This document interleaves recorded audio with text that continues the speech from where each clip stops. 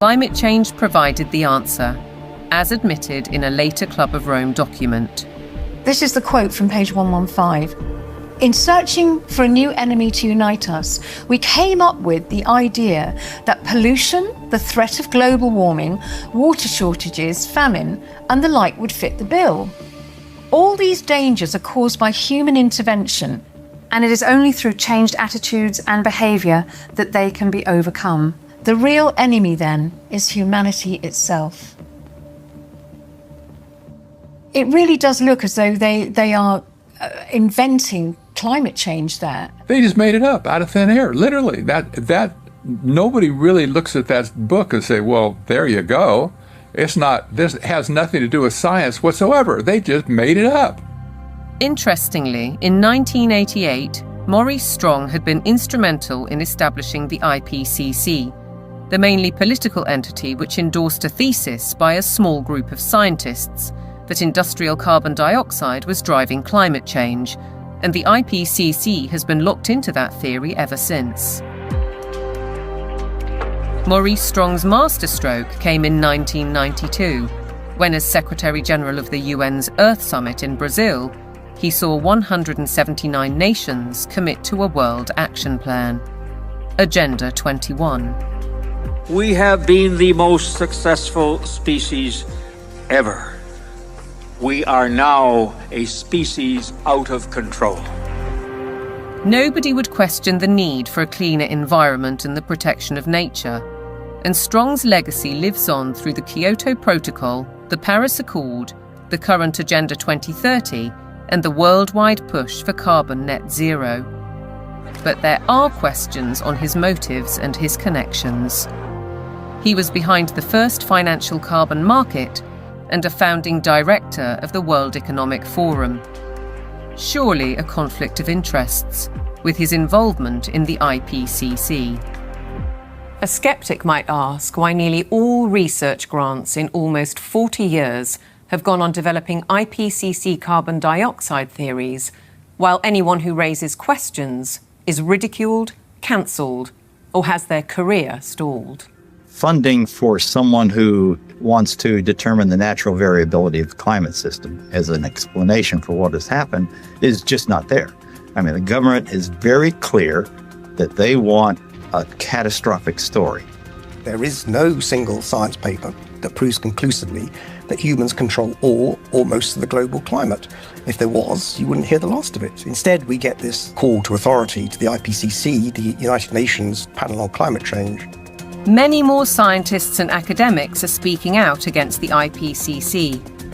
Almost 2,000 have signed a declaration stating that there is no climate emergency, including Nobel Prize winner Professor John Clauser, who wrote, "The popular narrative about climate change reflects a dangerous corruption of science that threatens the world's economy and the well-being of billions of people." We need to have a full and honest debate about the science. And it needs to be discussed in Parliament, it needs to be discussed in the media, it needs to be generally discussed. And we need to sort of bring the drains up, if you like, on all of the science to see what is there really a threat. That debate is highly unlikely, because the juggernaut of net zero careers on, with trillions at stake. What is certain is that the repercussions will affect the food we eat, ravage our countryside, and have a disastrous impact on our energy supply.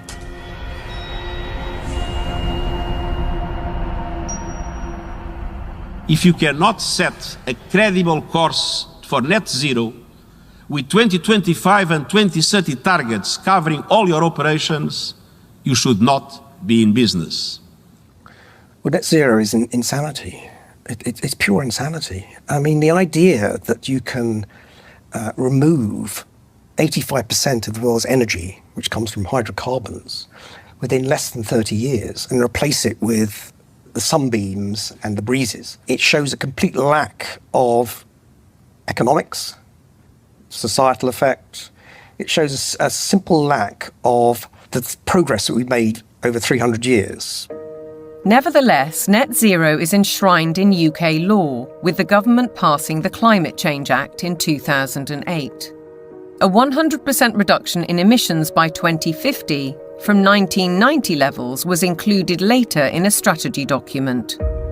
But experts argue that the policy is fatally flawed. Europe's mad dash towards net zero is effectively economic suicide. Politicians are purposely impoverishing ordinary people, purposely deindustrialising Europe, where companies are forced to move to countries where they have access to cheap energy, whether it's the US who frack and therefore have cheap gas, or whether it's to China, which is still predominantly producing from non-renewable, especially coal.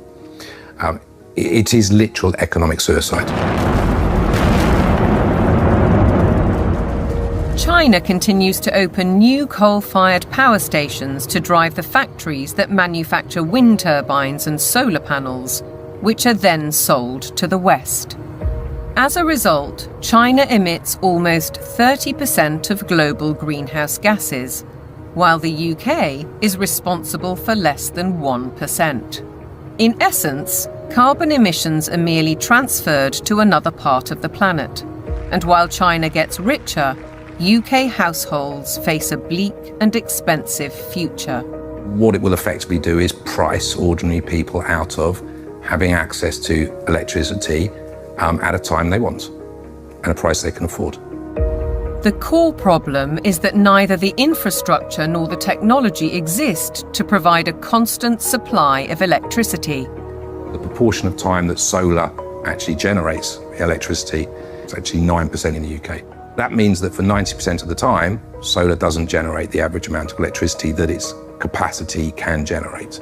For onshore wind, it's about 20 to 40%, and for offshore wind, it's about 30 to 50%. So that means, by definition, you will always have periods of time when renewables aren't producing electricity, but there is demand for electricity.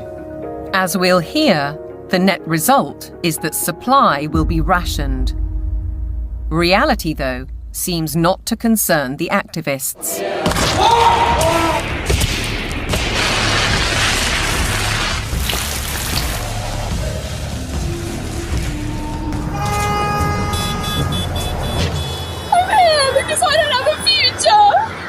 I look at some of these hysterical youngsters and some of the hysterical oldsters as well, screaming about the climate is collapsing and all that sort of thing. And you think you haven't got a clue what would happen if you removed hydrocarbons. You haven't got a clue. You'd be back in service, like probably your ancestors were. You'd be skivvying on the land, in big houses with warlords, calling themselves aristocracy and all that sort of stuff. You want to go back to that? Fine. Get rid of hydrocarbons. Many of these apparently grassroots protest groups are backed by organisations such as the Climate Emergency Fund, financed by billionaires like the oil heiress Aileen Getty. And if they claim to be environmentalists, they conveniently ignore the bigger picture.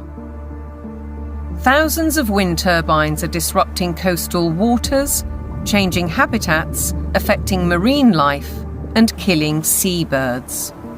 Landscapes are being scarred by the production of lithium for electric car batteries, and by cobalt mines in Africa, where child labour contributes to huge corporate profits.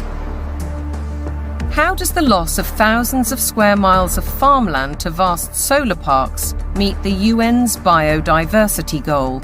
And how helpful are wind turbines when they're blotting the landscape visually and through noise pollution, and disrupting wildlife in the air and on the ground? The glorious mountain terrain of southwest Wales is a stark example. It's a landscape breathtaking in its beauty, untainted and largely untouched by humans. A haven for wildlife, a place where life runs its natural course. Yet this is what's planned: mega turbines designed for offshore, reaching 700 feet into the air and dwarfing the hilltop forests. Planning permission is being sought for the so-called Bryn Cadwyn Energy Park. If you put one in the valley floor, it would be standing some 40 metres above the valley floor, so above the horizon. But they're not putting them in the valley floor, they're They're putting it on the top of the hills. So it'll be standing some 600 odd metres above sea level up there, casting a shadow over our solar panels. Justin Cotter lives right in the centre of the proposed development.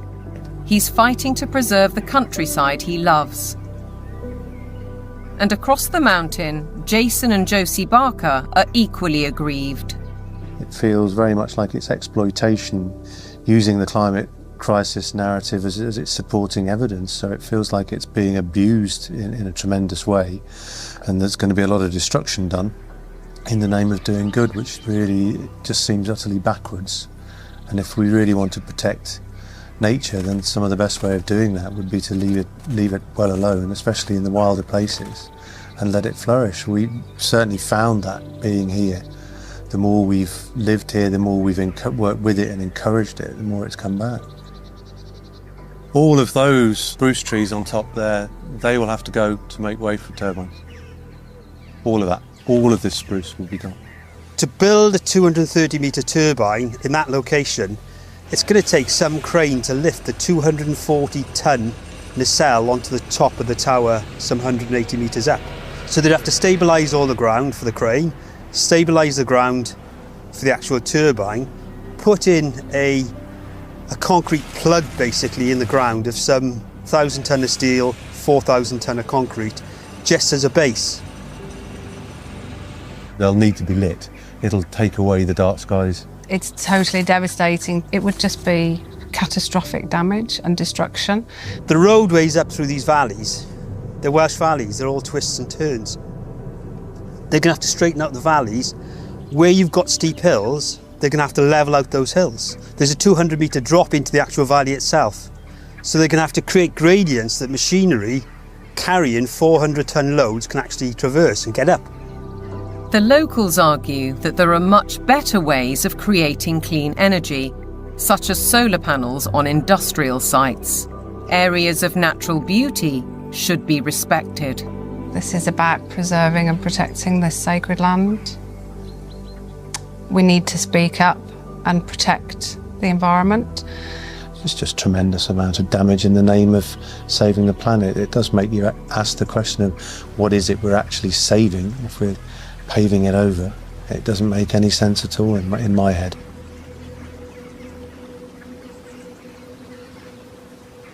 The proliferation of turbines and solar panels certainly seems at odds with protecting biodiversity, and experts argue that the economics simply don't add up.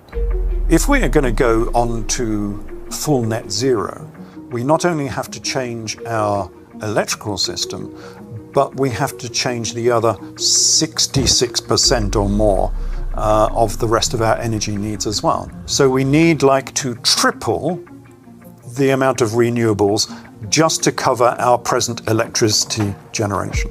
And then we need to triple again to cover all of the other usages like, transport, space heating, and industry.